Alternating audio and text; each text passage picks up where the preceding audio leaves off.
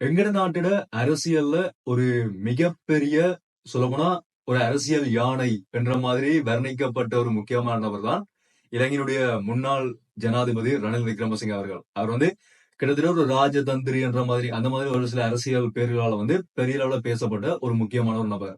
அவர் இப்ப ஒரு பெரிய சிக்கல்ல மாட்டிருக்கிறார். மாட்டினதும் சாதாரணமா மாட்டல, பயங்கரமா மாட்டுப்பட்டிருக்கிறார். ஒன்று பட்டலந்த பதை முகாம் தொடர்பான அந்த அறிக்கை மிகப்பெரிய சிக்கலா ரணில் விக்ரமசிங்க அவர்களுக்கு மாறி இருக்குது.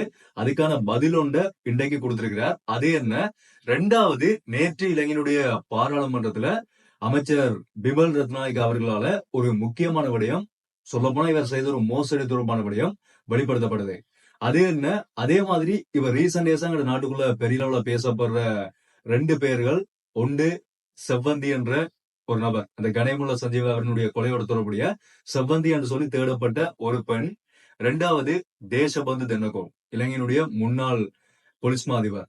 இவர்கள் 2 பேர் தொடர்பான ஒரு சில விடயங்கள் முன்னால வந்திருக்குது. சொல்ல போனா செவ்வந்தி பறந்து போயிட்டார் என்று சொல்லி கிட்டத்தட்ட உறுதிப்படுத்தப்பட்டிருக்குது. சோ இந்த 4 விஷயங்களும் என்னன்றத டீட்டெயிலா பார்க்க போறோம். என்ன விஷயம் முதல்ல இருந்தே தெளிவா பார்க்கலாம். அனைவருக்கும் வணக்கம். நான் உங்கள் கே கரிகாலன். அதினோட பாக்குறதுக்கு முதல் என்னோட வீடியோ யாராவது புதுசா பாத்துட்டு சொன்னா இனிமே சப்ஸ்கிரைப் பண்ணி சொன்னா மறக்காம சப்ஸ்கிரைப் பண்ணி அந்த பெல் ஐக்கனை கிளிக் பண்ணி ஒரு ஆப்ஷன் வச்சு கொடுங்க. அப்பதான் அப்லோட் பண்ணக்கூடிய எல்லா வீடியோஸுமே தொடர்ச்சி உங்களுக்கு கொடுக்குற நோட்டிபிகேஷன்ஸ் வரும். அதே மாதிரி யாராவது நான் பர்சனலா ஃபாலோ பண்ணி சொன்னா இன்ஸ்டாகிராம்ல போய் கே கரிகாலன் சர்ச் பண்ணி சொன்னா என்ன ப்ரொஃபைல் மறக்காம ஃபாலோ பண்ணிக்கோங்க. இந்த வீடியோ லைக் பண்ணது மறந்துடாதீங்க. வீடியோ கடைசியில முடிஞ்ச வரைக்கும் எல்லாருக்குமே இந்த வீடியோ ஷேர் பண்ணி விட்டுருங்க. ஓகே, முதலாவது இந்த பட்டலந்த அறிக்கை தொடர்பான இந்த பிரச்சனை அல் ஜசீராட்ட இவர் கொடுத்த நேர்காணலுக்கு பிறகு வெளியான ஒரு பெரிய ஒரு சர்ச்சையா மாறி இருக்கிறார். இந்த பிரச்சனை இப்ப எவ்வளவுக்கு போயிருக்குன்னு சொன்னா சமூக ஊடகங்கள்ல எல்லாருமே மிக பரவலா பேசப்பட ஆரம்பிச்சிருக்கார்கள். இது வரைக்கும் அந்த பிரச்சனைகளை விட இந்த பட்டலந்த பதை முகாம் தொடர்பான பிரச்சனை பெரிய அளவுல பேசப்பட்டு கொண்டிருக்குது.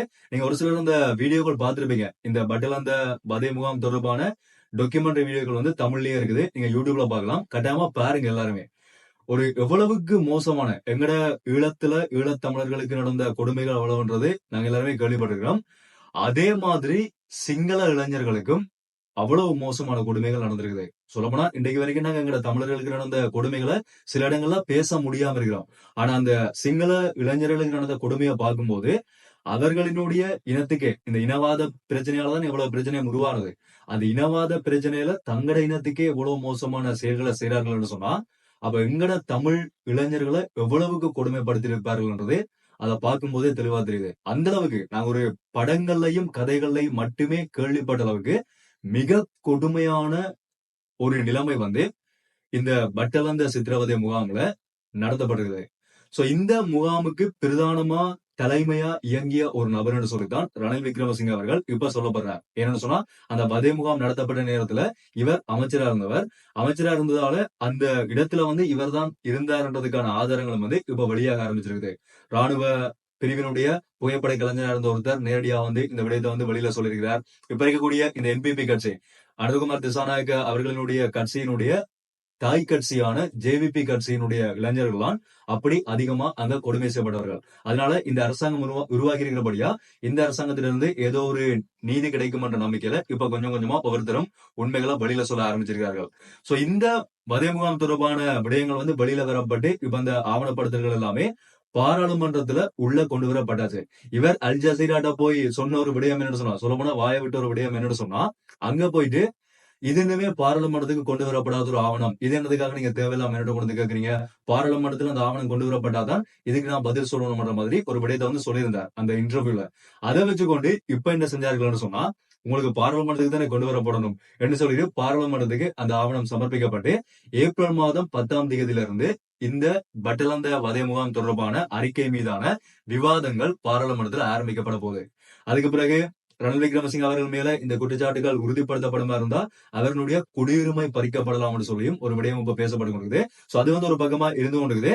இப்ப இந்த பிரச்சனை இந்த இடத்துக்கு பேரதூரமா போய்கொண்டிருக்கும் போது சமூக ஊடகங்கள் எல்லாமே பெரிய அளவுல பேசப்பட்டு கொண்டிருக்கும் போது இன்றைக்கு காலையில இந்த ரணில் விக்ரமசிங்க அவர்கள் ஒரு விடயத்தை வெளிப்படுத்தியிருக்கிறார். இந்த பட்டியலாந்த அறிக்கை தொடர்பான தன்னுடைய தரப்பு விளக்கத்தை வெளிப்படுத்தியிருக்கிறார். என்னன்னு சொன்னா, சிம்பிளா சொல்ல போனா அது ஒரு பெரிய ஒரு விளக்கம். சுருக்கமா சொல்ல போனா இதுக்கும் எனக்கும் எந்த சம்பந்தமுமே இல்ல. பலமையா பெரும்பாலான அரசியல்வாதிகள் சொல்ற மாதிரி இதுக்கும் என் மேல வைக்கப்படுற குற்றச்சாட்டுகளுக்கும் எந்த தொடர்புமே இல்ல. நான் அந்த குற்றச்சாட்டுகளுக்கான ஒரு சாட்சியாளனா தான் நீதிமன்றத்துல முன்னிலையா இருந்தனே தவிர, மற்றும்படி இந்த குற்றச்சாட்டுகள் வந்து என் மேல ஒரு பொய்யான குற்றச்சாட்டுகள் முன்வைக்கப்படுது. அரசியல் ரீதியான பழிவாங்கல்களுக்காக என் மேல குற்றச்சாட்டுகள் முன்வைக்கப்படுதுன்ற மாதிரி ஒரு சில விடயங்களை வந்து தன்னுடைய அறிக்கையில வந்து வழமை போல சொல்லியிருக்கிறார். இதை முழுக்களையுமே நான் நிராகரிக்கிறேன்ற மாதிரி ஒரு விடயத்தை வந்து அவர் வெளிப்படுத்திருக்கிறார். ஆனா அவருக்கு எதிராக வரக்கூடிய சாட்சியங்கள், அந்த சொல்லக்கூடிய அந்த நபர்கள் எல்லாருமே உறுதியா சொல்றார்கள், ஒரு மெல்லிய உயரமான மனிதர் அங்க எப்பவுமே இருப்பார். இந்த நாங்க புகைப்படங்கள் எல்லாம் எடுக்கும்போது நீங்க இந்த டாக்குமெண்ட்ரியை பாத்தீங்கன்னா தெரியும். அதுல பெரும்பாலும் சொல்ல தேவையில்லை. நீங்க ஒரு சிலர் பார்த்திருப்பீங்க. கட்டாயமா பாருங்க. பட்டலந்த வதை முகாம் டாக்குமெண்ட்ரின்னு சொல்லி சர்ச் பண்ணீங்கன்னு சொன்னா கூட உங்களுக்கு வந்து வரும். சோ அதை பார்த்தாலே தெரியும் இவர் மேல முன்வைக்கப்படுற விமர்சனங்கள் வந்து மிக கடுமையானதா இருக்குது. அதே மாதிரி ஊடகங்களும் இப்ப எல்லா ஊடகங்களுமே வந்து சில விடயங்களை பார்க்கும்போது எவ்வளவுக்கு ஊடகங்கள் இந்த பட்டலந்த வதை முகாம் தொடர்பான பிரச்சனை எப்ப வெளியில வரும், எப்ப இதுக்கான நீதியை பெற்று கொடுக்கலாம்னு சொல்லி காத்திருந்த மாதிரி தான் தெரியுது. அந்த அளவுக்கு மிக சுறுசுறுப்பா வந்து செயல்பட்டு கொண்டிருக்கிறார்கள். இந்த பிரச்சனை வெளியில கொண்டு வரப்பட்டு இதுக்கான நீதி பெற்றுக் கொடுக்கப்படணும்னு சொல்லி. நீதி வந்து கட்டாயமா பெற்றுக் கொடுக்கப்பட வேண்டிய ஒரு விஷயம் தான்.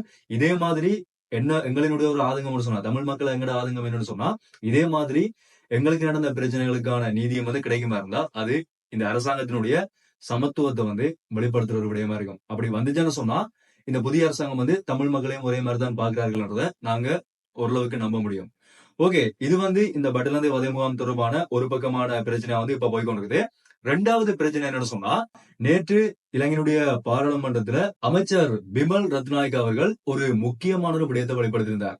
என்னன்னு சொன்னா, இவர் ரணில் விக்ரமசிங்க அவர்கள் ஜனாதிபதியா இருந்த காலத்துல 2023ஆம் ஆண்டுல யூகே போயிட்டு வர்றதுக்காக 40,000 பவுண்ட்ஸ், அதாவது எங்கட காசுல பார்க்க போனா 16 மில்லியன் ரூபாய் பணம் இலங்கையினுடைய அரசாங்கத்தால செலவு பண்ணப்பட்டிருக்குது. அது உத்தியோகபூர்வ விஜயம் கிடையாது. அவரினுடைய தனிப்பட்ட விஜயம். அவரும் அவருடைய மனைவியும் அவரோடு சேர்ந்து ஒரு 10 பேர் கொண்ட குழுவும் போறதுக்காக செலவழிக்கப்பட்ட 16 மில்லியன் ரூபாய் பணம் இலங்கையினுடைய அரசாங்கத்தால செலுத்தப்பட்டிருக்குதா ஒரு விடயம் வந்து சொல்லப்படுது. அதுல என்ன இன்னொரு முக்கியமான விடயம் என்னன்னு சொன்னா, அவர் யூகே போனது வந்து 2023ஆம் ஆண்டு செப்டம்பர் 22, 23ஆம் தேதிகள்ல அந்த 2 நாள் விஜயத்துக்காக அவருக்கு அங்க சேவை செய்யறதுக்காக ஒருத்தரை ஹயர் பண்ணிருக்கிறார்கள். அவருக்கு கொடுக்கப்பட்ட காசு எவ்வளவுன்னு சொன்னா, ஒரு நாளைக்கு 1000 பவுண்ட்ஸ், யூகே பவுண்ட்ஸ். எங்கடைய காசுல பார்க்க போனா கிட்டத்தட்ட 3,83,000 ரூபாய் காசு ஒரு நாளைக்கு கொடுக்கப்படுகிறது. இந்த மாதிரி 2 நாட்களுக்கும் 2000 பவுண்ட்ஸ் வந்து அவருக்கு கொடுக்கப்படுகிறது. இதெல்லாம் யாருண்ட காசு? யார்கிட்ட விட்டு காசு நீங்க எடுத்து இவர்களுக்கு கொடுத்திருக்கிறீங்க? மக்கள் வரி செலுத்தின காசு எடுத்து தான் நீங்க கொடுத்திருக்கீங்கன்னு சொல்லி அமைச்சர் பிமல் ரத்நாயக் அவர்கள் பாராளுமன்றத்துல நேற்று இந்த விடயத்தை வந்து வெளிக்கொண்டு வந்திருக்கிறார். சோ இந்த பிரச்சனைகள் உருவானதுக்கு பிறகு, இந்த பிரச்சனைகள் வெளியே வர ஆரம்பிச்சதுக்கு பிறகு இப்ப இவர் மீதான தொடர்ச்சியான உண்மைகள் வந்து அடுத்தடுத்து வெளியில வர ஆரம்பிச்சிருக்குது.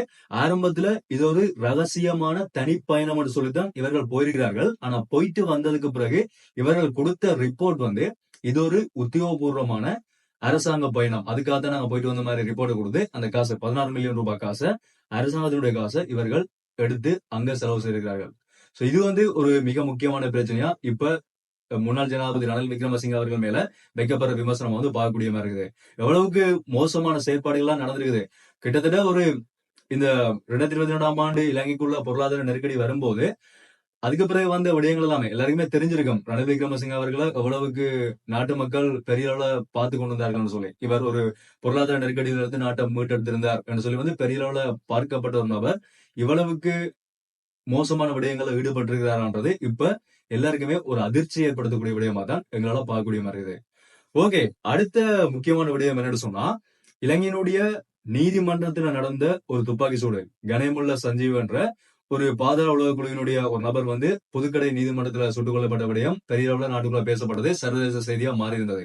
அந்த கேஸோட சம்பந்தப்பட்ட, அந்த கொலையோட சம்பந்தப்பட்ட செவ்வந்தி என்ற ஒரு பெண் வந்து பெரிய அளவுல பேசப்பட்டவர் எல்லாருக்குமே தெரிஞ்சிருக்கும். அவரை அந்த கொலை நடந்த அடுத்த நாள்ல இருந்து இன்றைக்கு வரைக்குமே தேடிக்கொண்டிருக்கிறார்கள். அவர் தொடர்பான ஒரு தகவல் வந்து இப்ப வெளியே வந்திருக்கு. என்னன்னு சொன்னா, அவர் இப்ப எங்கட நாட்டுக்குள்ளேயே இல்ல. அவர் வெளிநாட்டுல இருக்கிற ஒரு பாதாள உலக குழுவினுடைய உதவியோட நாட்டை விட்டு தப்பி மாலைதீவுக்கு போயிட்டாருன்னு சொல்லி, கடல் வழியா மாலைதீவுக்கு போயிட்டாருன்னு சொல்லி இப்ப ஒரு தகவல் வந்து வெளியாகி இருக்குது. சோ எவ்வளவு காலமா கிட்டத்தட்ட ஒரு 18 நாட்களுக்கு மேல, 18, 20 நாட்களுக்கு மேல ஆயிட்டு இன்றைக்கு வரைக்குமே தேடிக்கொண்டு வந்தார்கள். கடைசியில இப்பதான் தெரிஞ்சிருக்குது அவர் நாட்டை விட்டு வெளியேறிட்டாருன்னு சொல்லி. இது வந்து முக்கியமான ஒரு அப்டேட். அடுத்த அப்டேட் என்னன்னு சொன்னா, இலங்கையினுடைய முன்னாள் ஐஜிபி தேசபந்து தென்னகோன் அவர் ஒரு கொலையோட தொடர்புடைய ஒரு நபர்னு சொல்லி அவரை தேடுறதுக்கான எப்படி கட்டம் கட்டமா நடந்தாரு சொன்னா, முதல் கட்டம் அவரை ஒரு மரியாதையான முறைமையில கைது செய்யுங்கன்னு சொல்லி ஒரு விடயம் வந்து நீதிமன்றத்தால சொல்லப்படுது, உத்தரவு பிறப்பிக்கப்பட்டது. அதுல அவர் கிடைக்கல, தேடிக்கொண்டு இருந்தார்கள், கிடைக்கல. இன்றைக்கு 18 நாள் ஆயிட்டு. அதுக்கு பிறகு அவரை சாதாரணமான ஒரு மனிதனை கைது செய்யற மாதிரி உடனடியா கைது செய்யுங்கன்னு சொல்லி ஒரு உத்தரவு வந்து பிறப்பிக்கப்பட்டது. அப்பவும் அவரை கண்டுபிடிக்க முடியல. அதுக்கு பிறகு கடைசியா வந்த நீதிமன்ற உத்தரவு என்னன்னு சொன்னா, கண்ட இடத்துல தேசபந்து தென்னகோன் கைது செய்யப்பட வேண்டும் என்று சொல்லி கடைசியா ஒரு மிக ஒரு ஒரு கடுமையான உத்தரவு வந்து நீதிமன்றத்துல வந்து பிறப்பிக்கப்பட்டிருந்தது. சோ அதுக்கு எதிராக ஒரு அவரும் வந்து தன்னுடைய மனுவை வந்து தாக்கல் செய்திருந்தார். சோ இந்த மாதிரி இந்த பிரச்சனை வந்து இந்த தேசபந்து தென்னகோனை இப்ப வரைக்குமே பிடிக்க முடியாத ஒரு பிரச்சனையா இந்த பிரச்சனை மாறி போய் கொண்டிருக்குது. ஏன்னு சொன்னா அவர் ஏற்கனவே ஒரு ஐஜிபி, ஒருத்தர் எப்படியெல்லாம் தேடுவார்கள்ன்றது அவருக்கு நல்லா தெரிஞ்சிருக்கும். போலீசாரும் நிறைய படைகள் எல்லாம் அமைச்சு அவர் தேடிக்கொண்டிருக்கிறார்கள். இப்ப வரைக்குமே கண்டுபிடிக்க முடியலன்னு சொல்லி அவர்களால் சொல்லப்படுது. இப்ப அவருடைய மனைவி, மகன்கள், அதே மாதிரி அவருடைய சொத்துக்கள் வந்து முடக்கப்படும்ன்ற மாதிரியும் ஒரு பக்கம் செய்திகளால பார்க்கக்கூடிய மாதிரி இருக்குது. எது எப்படி இருந்தாலுமே இப்ப வரைக்கும் தேடிக்கொண்டிருக்கிறார்கள். ஆனா உறுதியான இந்த மாதிரியான சொத்துக்கள் முடக்கப்படுமான்றது வந்து இனிமே உறுதிப்படுத்தப்படல. அவர் சார்பான வழக்கறிஞர்களும் அவருக்கு சார்பா வந்து இப்ப நீதிமன்றத்துல வழக்காடி கொண்டிருக்கிறார்கள். சோ வெயிட் பண்ணி பார்க்கலாம் எப்ப அவர் கண்டுபிடிக்கப்படுறாருன்னு சொல்லி. அதுதான் கிட்டத்தட்ட ஒரு பெரிய ஒரு எதிர்பார்ப்பாகவும் இருந்து கொண்டிருக்குது. ஏன்னா நடக்கக்கூடியது எல்லாமே கிட்டத்தட்ட ஒரு வித்தியாசமான விடயங்களா போய் கொண்டிருக்கு. ஒரு போலீஸ் அதிபரை இவ்வளவு நாளா தேடிக்கொண்டிருக்கிறார்கள்ன்றதும் ஒரு ஒரு சர்வதேச செய்தியா கூட இதுவும் வந்து மாறி போய் கொண்டிருக்கிறத பார்க்கக்கூடிய மாதிரி இருக்குது. ஏன்னா நாங்க எல்லாருமே பக்கத்து நாடு பிலிப்பைன்ஸ் ஜனாதிபதி கைது செய்யப்பட்டாருன்னு சொல்லி இங்க எங்க நாட்டினுடைய ஊடகங்கள் கதைக்கும் போது எங்கட நாட்டுக்குள்ள ஒரு ஐஜிபி தேசபந்து தென்னகோனை தேடுறார்கள்ன்றத ஐபிஎஸ்சியும் கதைக்கும், அல் ஜசீராவும் கதைக்கும். அப்ப அப்படி பார்க்கும்போது எங்கட நாட்டினுடைய செயற்பாடுகள் வந்து அங்கேயும் தெரியும் தானே, சர்வதேச செய்திகளும் தெரியும் தானே. வெயிட் பண்ணி பார்க்கலாம் என்ன நடக்குதுன்னு சொல்லி. சோ இதுதான் இப்ப எங்க நாட்டுக்குள்ள வந்திருக்கக்கூடிய முக்கியமான அப்டேட்ஸா வந்து இப்ப எங்களால பார்க்கக்கூடிய மாதிரி இருக்குது. சோ இந்த விஷயத்தான் நான் உங்களோட ஷாப்பிங் வச்சிருந்தேன். இதை பற்றின உங்களுடைய கருத்துக்கள் நீங்க எதை பற்றி நினைக்கிறீங்கிறத தாராளமா கிளிக் கமெண்ட்ல சொல்லலாம். தொடர்ச்சியான அப்டேட்ஸ் பார்க்கணும்னு சொன்னா இனிமே சப்ஸ்கிரைப் பண்ணுங்க சொன்னா சப்ஸ்கிரைப் பண்ணி அந்த பெல் ஐக்கனை கிளிக் பண்ணி ஆல் ஆப்ஷன் வச்சுக்கோங்க. அப்ப நான் அப்லோட் பண்ண வீடியோஸ் எல்லாமே தொடர்ச்சி உங்களுக்கு கொடுங்க, நோட்டிபிகேஷன்ஸ் வரும். சோ மீண்டும் ஒரு வீடியோஸ் சந்திப்போம். நன்றி.